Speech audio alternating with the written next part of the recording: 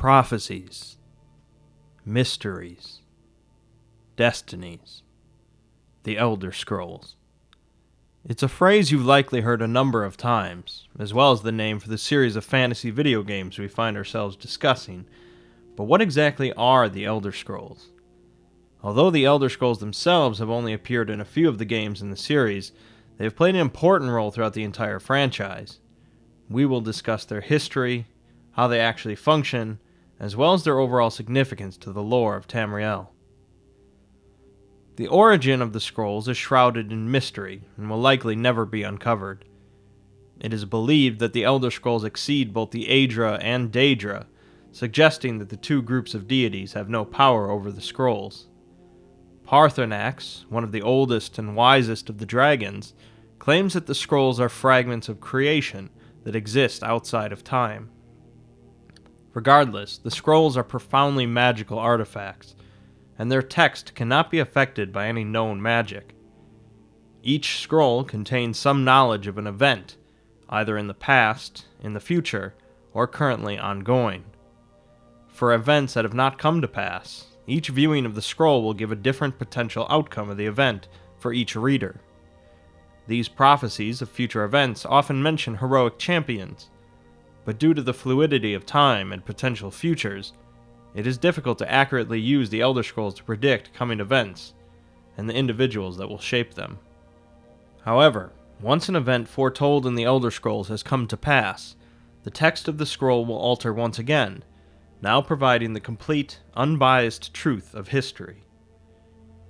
The actual reading of the scrolls in itself is not to be taken lightly, as someone with no training in reading the scrolls will only see a vague array of symbols and runes. With time, an individual can begin to decipher the symbols and understand the scroll, but to do so comes at a price. As a reader learns more and more of the scrolls and future prophecies, their eyesight will begin to fail.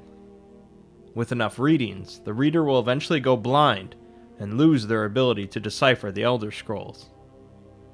In addition, without the proper training and protections, an unguarded individual who manages to decipher the runes while reading a scroll will likely be driven insane by the knowledge contained within. The Dwemer were technologically advanced enough to develop a device known as a lexicon, which supposedly allowed a reader to avoid going blind or insane while deciphering the scrolls.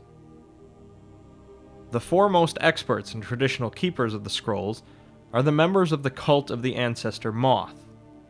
It's unknown exactly how long the cult has been around, as they describe their order as ancient, but they likely predate at least the Second Era. The Moth priests take the responsibility of collecting as many Elder Scrolls as they can, and using them to better understand the past and the future. The younger priests take care of the older ones as they go blind from reading the scrolls. The process through which the Moth priests generally read the scrolls is known as the Ritual of the Ancestor Moth. This ritual is usually done at an ancestor glade, a secluded location where ancestor moths gather, and a specific type of tree grows. The priest will remove some of the bark of a tree in the glade, which will cause the moths to gather around them. It's unclear exactly why the ancestor moths are integral to the ritual, but they possess some form of magical connection that allows the priest to decipher the scroll through the moth's harmony. This ritual prevents the usual insanity caused by reading the Elder Scrolls, although the blindness will still set in with enough readings. This ritual often takes years of training in order to understand the moth's harmony, and months of preparation beforehand. The cult of the Ancestor Moth has generally been in service to the Empire of Cyrodiil, and for many centuries their collection of Elder Scrolls was kept in the White Gold Tower in the Imperial City. The exact number of Elder Scrolls in the world is unknown, as any attempt to find them all results in the scrolls changing location and quantity.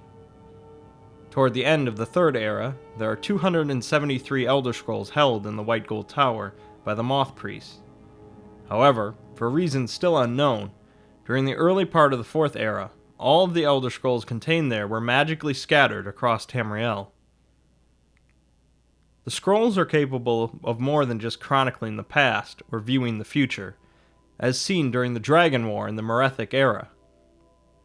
Alduin, the World Eater, and a host of dragons fought against the men of Skyrim. In a final confrontation with Alduin, an Elder Scroll was used to banish Alduin forward in time, creating a time wound. Alduin returned during the Fourth Era, starting the Dragon Crisis in Skyrim.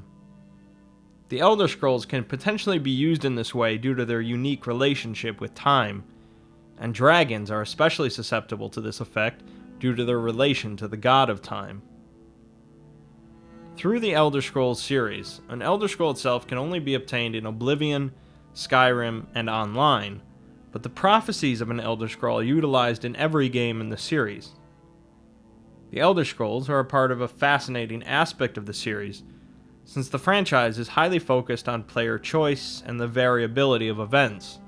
This will be discussed further when we explore dragon breaks, which are phenomena that result in a split timeline, as Elder Scrolls cannot accurately predict these events.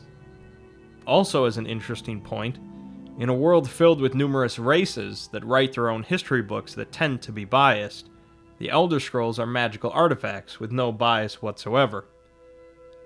In a series filled with copious amounts of lore and fictional history, it's fitting that the signature artifacts of the franchise are scrolls of lore and history.